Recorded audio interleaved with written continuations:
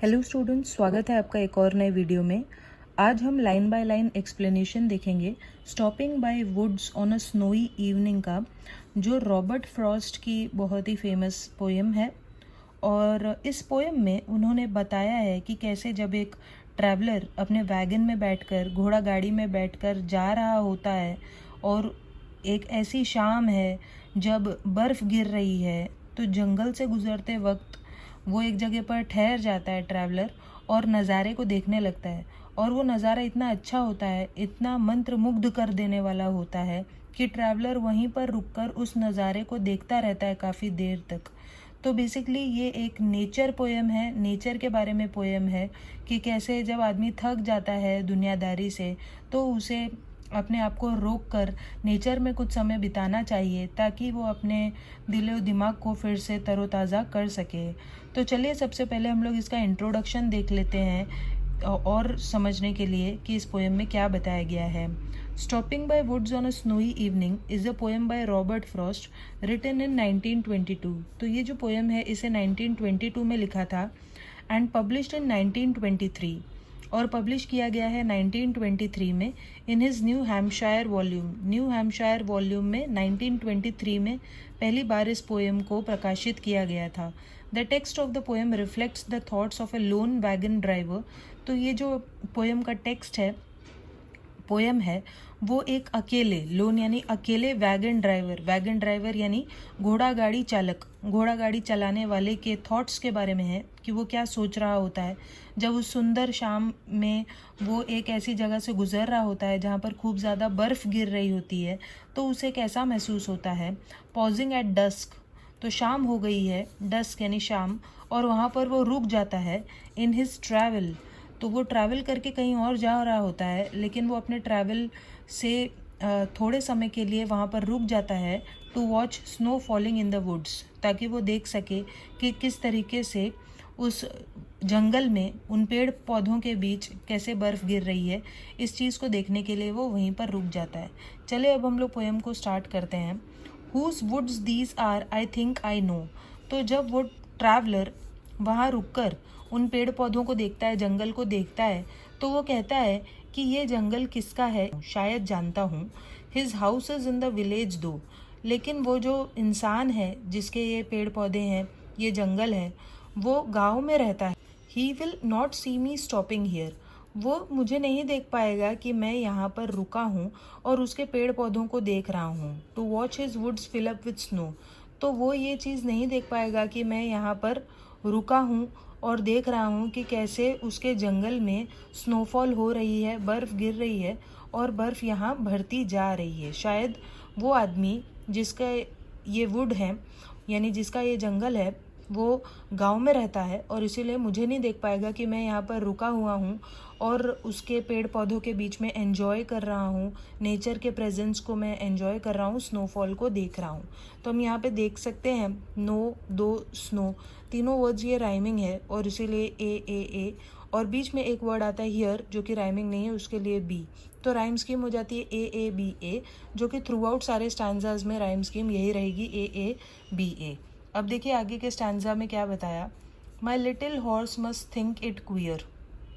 तो वो कह रहे हैं कि वो जो घोड़ा गाड़ी में बैठे हुए हैं, तो गाड़ी के आगे जो घोड़ा है वो सोचता है, वो थिंक कर रहा है। तो ऑब्वियसली ह्यूमन बींग सोचते हैं, एक घोड़ा या एनिमल्स उस तरीके से नहीं सोचते जैसे ह्यूमन बींग सोचते हैं, लेकिन यहाँ पे घोड़े को सोचने की क्षमता दी गई है और इसीलिए ये जो फिगर ऑफ स्पीच है वो है पर्सोनिफिकेशन। तो घोड़े को लगता है कि ये कितनी अजीब बात है कि मेरा मालिक यहाँ रुक रहा है, क्वियर यानी कि अजीब, strange, to stop without a farmhouse near, क्योंकि यहाँ पर कोई फार्म हाउस नहीं है।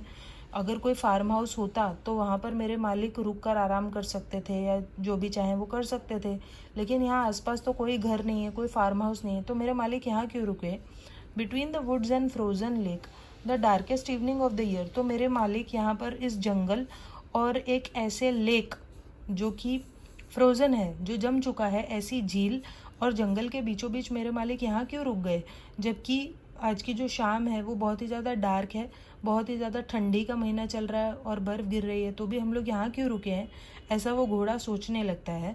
और इसीलिए वो इशारा करता है अपने मालिक को अपने हार्नेस बेल्स को हिलाकर। He gives his harness bells a shake. तो हार्नेस होता है लेदर स्ट्रैप्स, तो घोड़े के गले में, उसके बॉडी में जो स्ट्रैप्स लगे हुए हैं, उसके गले में घंटियां हैं, तो वो अपनी घंटियों को हिलाता है घोड़ा, अशेक यानी हिलाता है, और इशारा करता है अपने मालिक को कि हम लोग यहाँ क्यों रुके, हमें यहाँ से जाना चाहिए। To ask if there is some mistake. और वो इशारे से ऐसा पूछने की कोशिश करता है पोएट को कि क्या कोई गलती हो गई है, हम यहाँ क्यों रुक गए, हमें तो यहाँ नहीं रुकना चाहिए। The only other sounds the SVEEP. तो हम देख सकते हैं यहाँ पे स का साउंड रिपीट हुआ है, इसलिए एलिट्रेशन है of easy wind and downy flake. तो पोएट कहता है कि वहाँ पे कोई भी दूसरा साउंड नहीं है, एकदम शांति है उस जगह पे, सिर्फ जो साउंड है वो हवा का है, हवा जो बहुत इजीली वहाँ से पास हो रही है।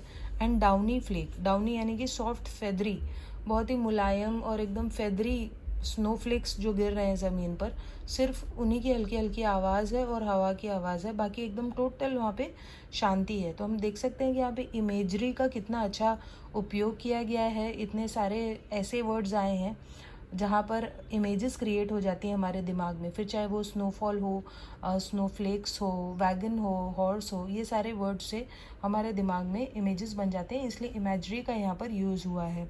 अभी हम देख सकते हैं last stanza, the woods are lovely dark and deep. तो फिर से यहाँ पे जो ड का साउंड है वो रिपीट हुआ है, इसलिए एलिट्रेशन। तो अभी पोएट कहता है कि ये जो वुड्स हैं, ये जो जंगल है वो बहुत ही सुंदर है, लवली है, डार्क है, लेकिन अंधेरा हो रहा है, और डीप है, यानी पता नहीं इसका अंत कहाँ पे है इस फॉरेस्ट का, बहुत ही डीप फॉरेस्ट है ये।